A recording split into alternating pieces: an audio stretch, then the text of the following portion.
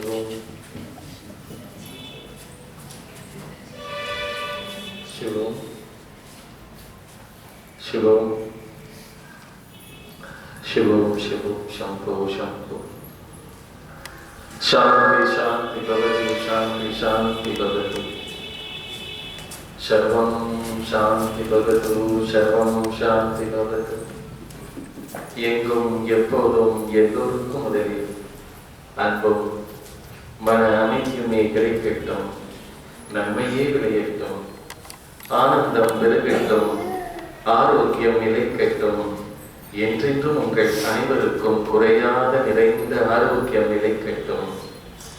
எல்லா நலமும் பலமும் பலமும் தினமும் நிறையட்டும் நிறையட்டும். உங்கள் அனைவருடைய சகல தோஷங்களும் சகல பாவங்களும் சகல கர்மங்களும் இன்றோடு உங்களை விட்டு முழுமையாக அகலட்டும் அகலட்டும் அகலட்டும். என்று முதல் உங்கள் அனைவருக்கும் சர்வ சுகங்களும் சர்வ சந்தோஷங்களும் சர்வ சௌபாகியங்களும் வந்து நிறையட்டும் நிறையட்டும் நிறையட்டும். சிவோம் சிவோம்.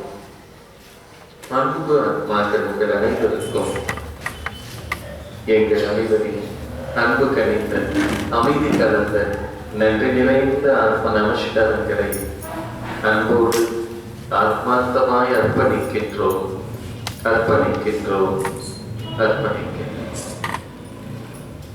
மிக்க நன்றி, மகிழ்ச்சி. உங்களை எல்லாம் இந்த நேரத்துல இந்த இடத்துல இந்த காரியத்திற்காக சந்திக்கிறதுல ரொம்ப மகிழ்ச்சியா இருக்கு, ரொம்ப பெருமையாவும் இருக்கு.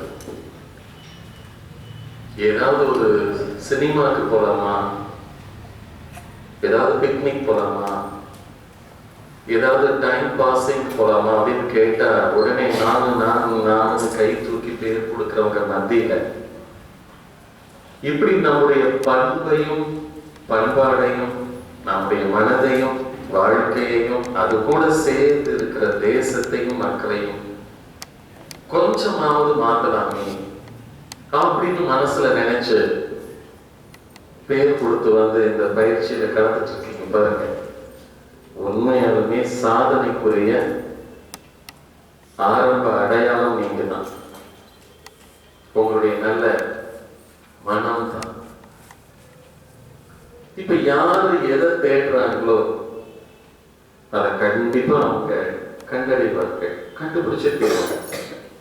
இப்ப தாகம் இருக்கிறவங்க நீங்க கவனிச்சு பாருங்க, எங்கேயாவது ஒரு பக்கம் போய் அவங்க தண்ணீரை கண்டுபிடிச்சுப்பாங்க. அந்த மாதிரி இந்த உடல் தாகம் என்பது சாதாரணமா எங்க போய் ஒரு வீட்டுல கொஞ்சம் தண்ணி கொடுங்கன்னு கேட்டாலும் கொடுத்து தீர்க்கக்கூடிய தாகம் தான். ஆனா நம்முடைய வாழ்க்கையில் இருக்க தாகம், நம்முடைய அறிவில் இருக்க தாகம், நம்முடைய ஆன்மாவில் இருக்க தாகம், அந்த தாகம் சரியான பாதை கிடைக்கலன்னா அந்த தாகம் தணிக்க முடியாது. அந்த தாகம் ஏக்கமா மாறிடும், ஏமாற்றமா மாறிடும். அதனால இந்த உலகத்தில் இருக்கக்கூடிய மக்கள் அது எந்த மதத்தவர ஆனாலும் அவங்களுக்கு உள்ள இருக்கக்கூடிய ஜீவன் ஒன்றுதான் அப்படிங்கிற மிகப்பெரிய வாழ்க்கை ரகசியத்தை இந்த உலகிற்கும் மக்களுக்கும் முதலில் கொடுத்தது இந்து மதம் தான். இந்த இந்து மதத்தில் இல்லாத தத்துவங்கள், சித்தாந்தங்கள், வேதாந்தங்கள், ரகசியங்கள், சூத்திரங்கள், தந்திரங்கள் எதுவுமே கிடையாது. இந்த உலகத்துல எத்தனையோ கோடி மதங்கள் இருக்கலாம், அந்த மதத்தை சார்ந்த மனிதர்கள் எத்தனையோ கோடி இருக்கலாம். அவங்களுக்குள்ள இருக்கக்கூடிய பிரிவுகளும் எவ்வளவு வேணுமானது இருக்கலாம். ஆனா இந்த இந்து மதத்திற்கு ஒரு பொது தன்மை உண்டு. இந்த இந்து மதத்தினுடைய பொது தன்மை தான், இந்த இந்து மதத்தின் தனித்தன்மையே அதுதான். அது என்ன பொதுத்தன்மை, தனித்தன்மை? நமக்கு தோணுதில்லை. பொதுத்தன்மைனா என்னன்னா, யாரு வேணாலும் நம்ம வீட்டுக்கு வரலாம். நம்ம வீட்டுக்கு வரலாம். யாரு வேணாலும் நம்ம கோவிலுக்கு வரலாம். யாரு வேணாலும் நம்ம மதத்துக்குள்ள வரலாம்.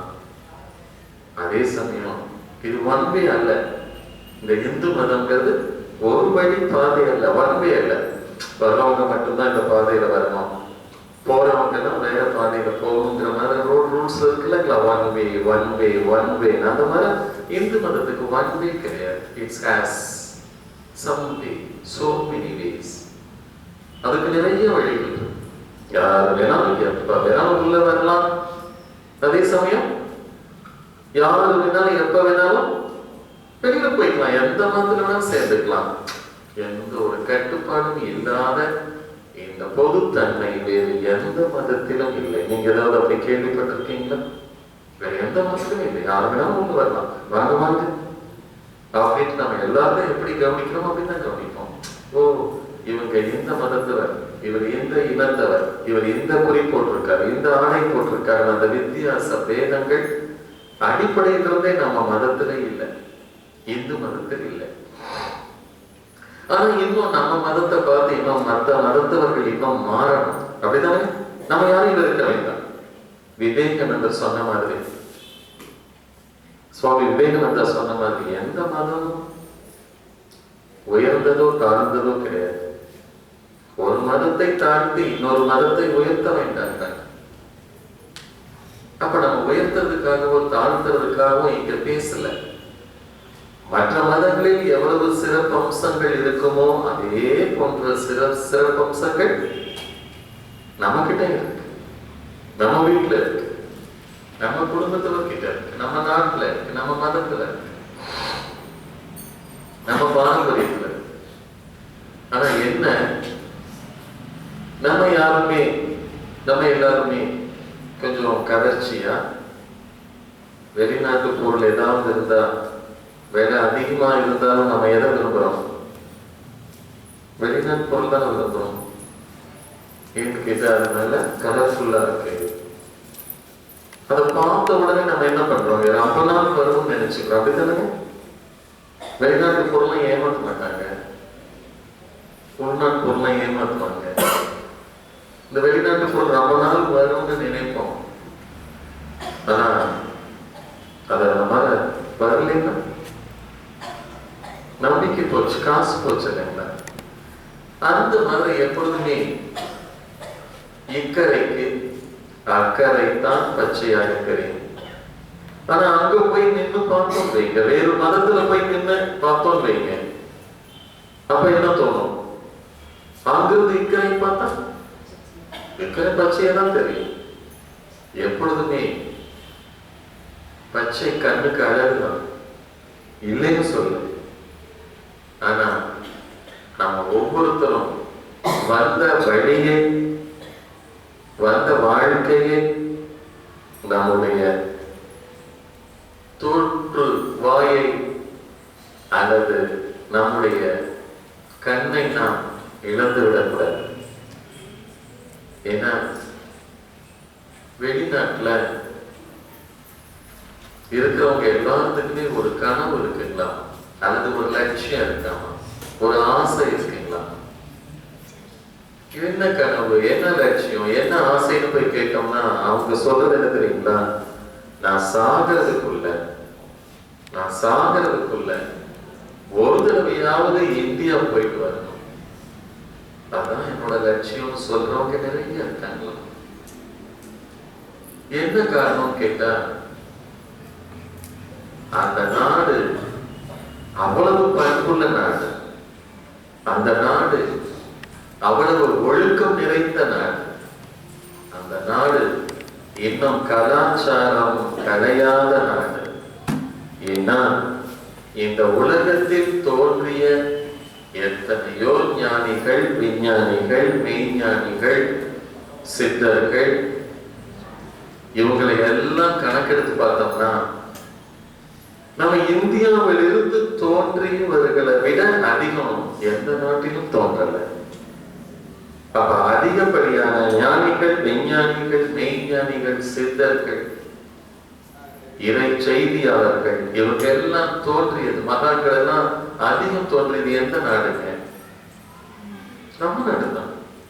அப்ப அவங்க இந்த மண்ணில் பிறந்து அவங்க சுவாசிச்சு வெளியிட்ட காற்று தானே எப்போதும் இந்தியாவுக்குள்ள வட்டாடிச்சுட்டு இருக்கோம். இப்ப இந்த அறையை எடுத்துக்கலாம். இந்த அறையில நம்ம ஒரு 50 பேர் இருக்கோம். நம்ம 50 பேரும் உள்ள இழுத்து வெளியிடுற காத்து கொஞ்சமாவது மற்றவங்களும் இழுப்பாங்களா இல்லைங்களா? அப்ப இந்த வகுப்பறை போலவே, அது இந்த கூடம் போலவே, நம்ம இந்தியாவை ஒரு சின்ன கூடம் அல்லது பெரிய கூடம் என்று நினைத்துக் கொண்டார், குடும்பம் என்று நினைத்துக் கொண்டார்.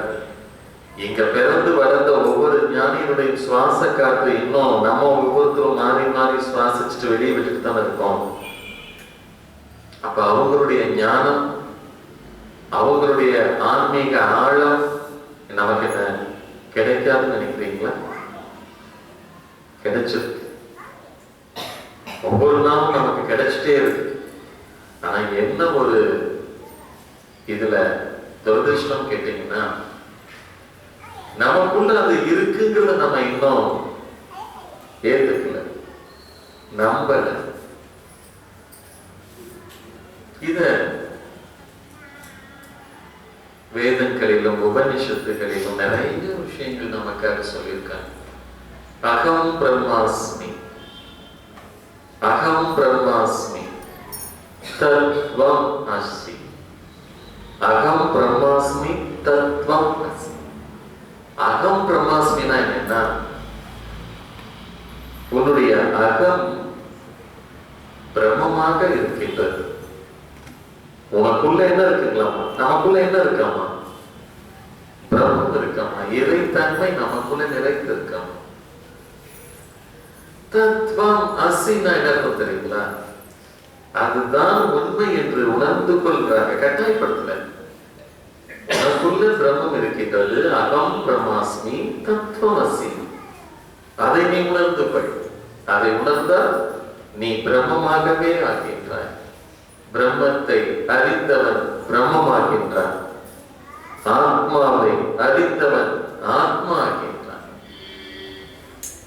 அவ்வளவு சாதாரணமான தத்துவத்தை, மனிதனும் தெய்வம் ஆகலாம் என்கிற தத்துவத்தை இந்த இந்து மதத்துல நீங்க கட்டாயம் எங்க திருப்பினாலும் பார்க்க முடியும். அதுதான் ரொம்ப நம்மெல்லாம் மிகவும் எளிதாக தெரிஞ்சுக்கிறதுக்காக பூர்ணமதம் பூர்ணமிதம் பூர்ணமுதேச்யதே பூர்ணஸ்ய பூர்ணமாதாய பூர்ணமேவாவசிஷ்யதே. ஓம் சாந்தி சாந்தி சாந்தி. ஒரு மிகப்பெரிய உபனிஷத்தினுடைய மந்திரம். அது இது சம்பந்தமான விஷயத்தை நமக்கு தெரியப்படுத்துறாங்க. நமக்குள்ள பிரம்மம் இருக்கு, பிரம்மம் இருக்குன்னு கொஞ்சம் பேர் நம்புறாங்க. எனக்குள்ளேயும் பிரம்மம் இருக்கான்னு கொஞ்சம் பேர் சந்தேகப்படுறாங்க. ஆனா சந்தேகப்படுறவங்களையும் நம்ப வைக்கிறதுக்காக தான் இந்த விஷயம், இந்த மந்திரம் சொல்றாங்க. பூர்ணத்திலிருந்து, இயற்கைங்கிறது ஒரு பூர்ணம் தானுங்க. இயற்கைங்கிறது ஒரு முழுமையான ஒன்று தானே. இப்ப நம்மெல்லாம் இயற்கையிலிருந்து பிறந்திருக்கோம். நம்மெல்லாம் இயற்கையிலிருந்து பிறந்த பிறகும் அந்த இயற்கை வேற ஏதாவது மாறல, இயற்கையா தான் இருக்கு.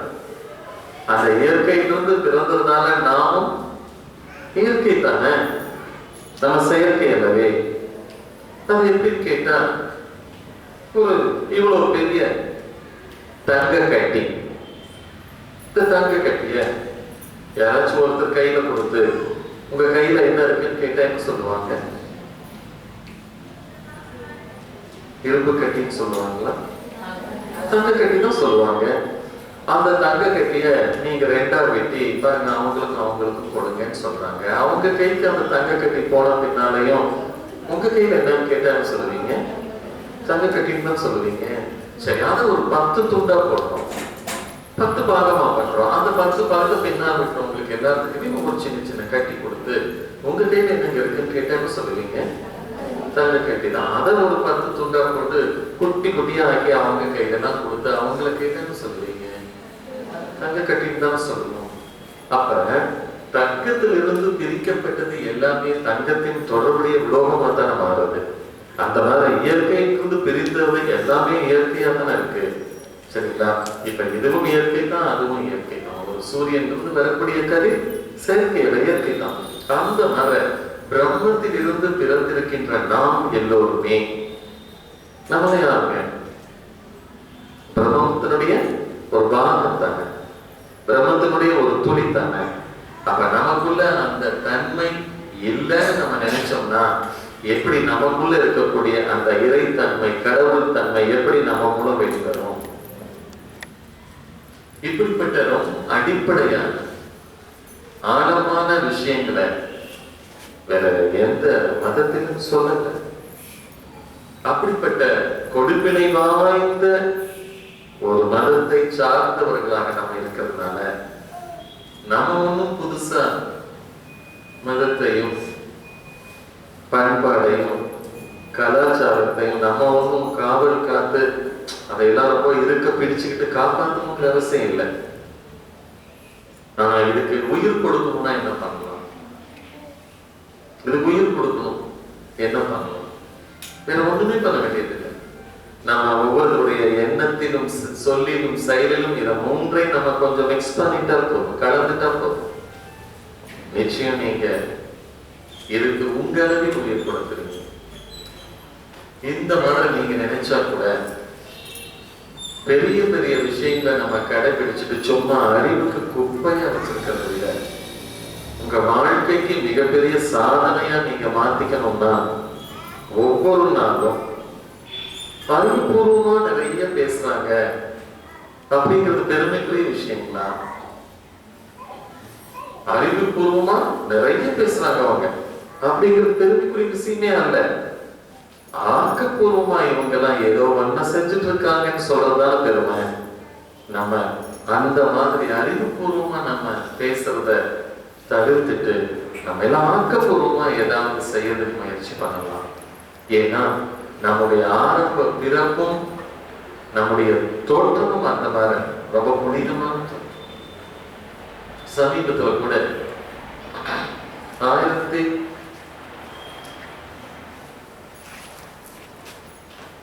1990 நினைக்கிறேன்.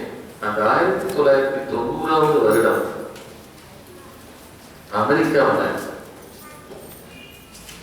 ஒரேகன் அப்படிங்கிற ஒரு பகுதி, அந்த பகுதி பார்த்தீங்கன்னா பாலைவன பகுதி. அந்த பாலைவன பகுதியில் வெயில் அதிகமா தாக்குதல்னால எப்படி கடல் கொந்தளிக்கும், கடல் தான் கொந்தளிக்கும். ஆனா அந்த பகுதியில் இருக்கக்கூடிய பாலைவனத்துல வெப்பத்தினால் பாலைவனம் கொந்தளிக்கும், பாலைவனமே கொந்தளிக்கும். அந்த மாதிரி வெப்பமான பகுதியில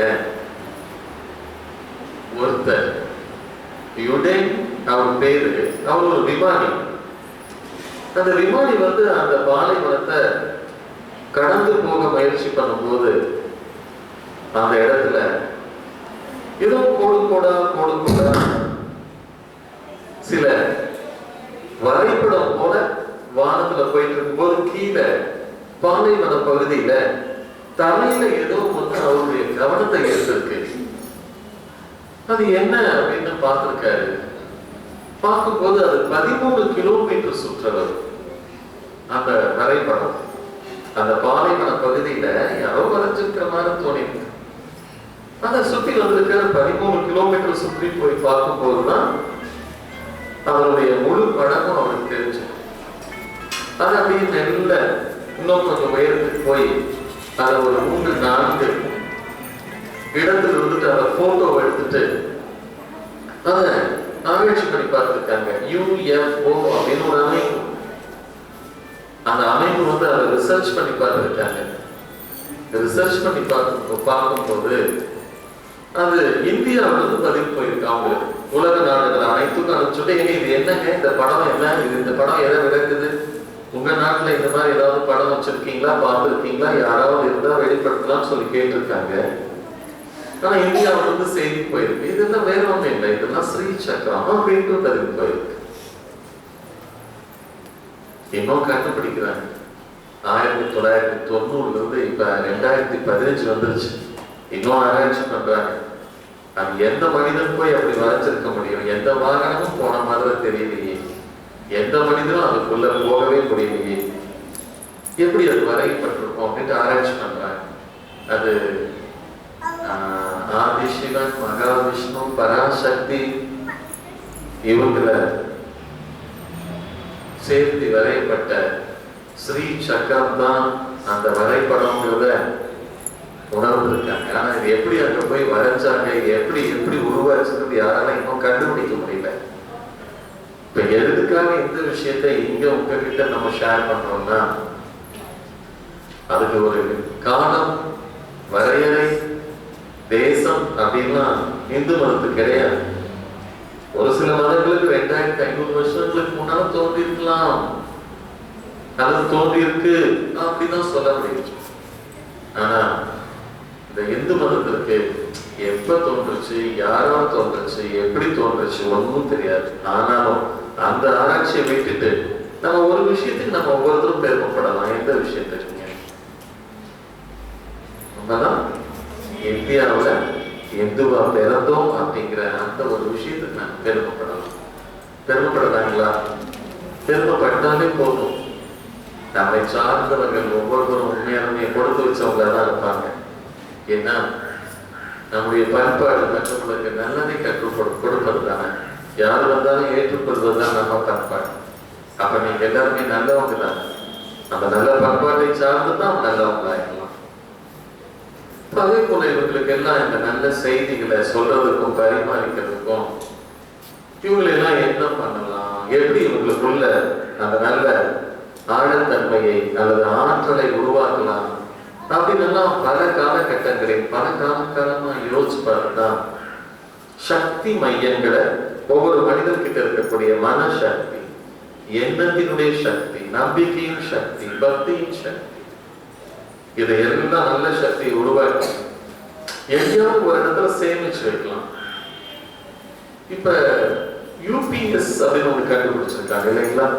கரண்ட் இல்லைனாலும் இல்லைங்களா, இன்வெர்டர் அந்த யூபிஎஸ் இருந்துச்சுன்னா அது ஒரு 4 hours நமக்கு சப்போர்ட் பண்ணும்.